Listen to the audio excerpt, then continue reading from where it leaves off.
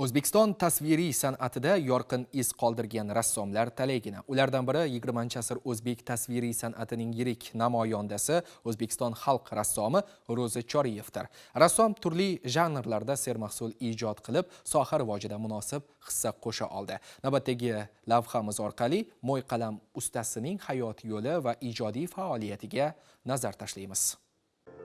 Ulug' musavvir Ro'zi Choriyev o'ziga xos uslubi, xalqona ruhdagi tasviriy san'at asarlari bilan nom qozongan. O'zbek tasviriy san'atining yetuk vakillaridan biri bo'lgan rassom 1931-yilda Surxondaryo viloyatining Sherobod tumanida tavallud topgan. Ro'zi Choriyev ijodida milliy ruh, xalqning turmush tarzi, urf-odatlari va tabiiy manzaralar yetakchi o'rin egallaydi. Ayniqsa rassomning Boysunlik qariya, kelin, sayroblik chol, zamondoshim kabi asarlari yuksak badiiy namunalar sifatida e'tirof etiladi. Bu yerdagi har bir rasmni tomosha qilar ekansiz, o'zgacha bir olamga tushib qolgandek o'zingizni his etasiz. Haqiqatdan ham O'zbekiston xalq rassomi Ro'zi Choriyev ranglar va hissiyotlar ustasi edi.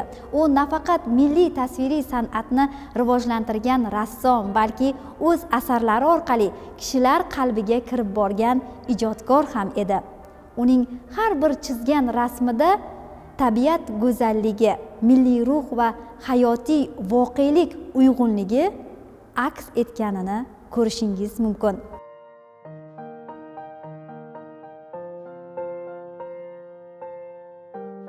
Surxondaryo manzaralarini, Boysun manzaralarini, keyin Boysunda xalqini yoqib qolgani uchun ko'pincha men Surxondaryoga Boysunning manzarasini ishlash uchun kelardim, lekin odamlarning xarakteri, odamlarda tufqirligi menga ko'proq yoqqani uchun ko'proq portret ishlashga o'tib ketardim deydi. 1977-yilda ustoz Ro'zi Choriyev bilan Boysundagi Sarosiyo degan qishloqda ijodiy safarda bo'lganmiz. Shu paytda Ro'zi Choriyev o'zining mashhur ishlaridan bittasi Ro'zi Toshevning Axir oilasi degan kartinasini yaratdi. Ro'zi Choriyev faqat ijodkor sifatida emas, balki o'qituvchi va ustoz sifatida ham tasviriy san'at rivojiga munosib hissa qo'shgan. Ko'plab yosh rassomlarning shakllanishida uning o'rni beqiyos. Har bir insonni o'zini yozganda husn xati bo'ladi. Ana shunaqa ustozning o'zini tasviriy san'atda, ijodda o'zlarining husn xati bor. Ko'pgina ishlarga bir e'tibor bersangiz, o'zimizni miniatyura san'atiga, yaxlitlikka qaytdi. Ya'ni milliy husn xatda o'zini ijodi bilan dunyoga mashhur bo'ldi. Birinchi katta ko'rgazmasi Sankt-Peterburgda bo'ldi. Undan keyin Stokgolmga va Germaniyada va Gollandiyada ko'p ko'rgazmalar qildi, Turkiyada. Ana shu o'zlarini ijodlari bilan bitta issiq rang bilan ishlagan ijodiy ishlari bor. Portret deysizmi, ko'rgazma deysizmi. U kishi juda serqarra bir ijodkor edilar. Rassom asarlarida ranglarni sehrli ishlatgan, detallarda hayotiylik mujassam. Tasvirlar orqali xalq ruhiyatini ifodalagan rassom bugungi bo'lajak rassomlar uchun ham ilhom manbai bo'lmoqda.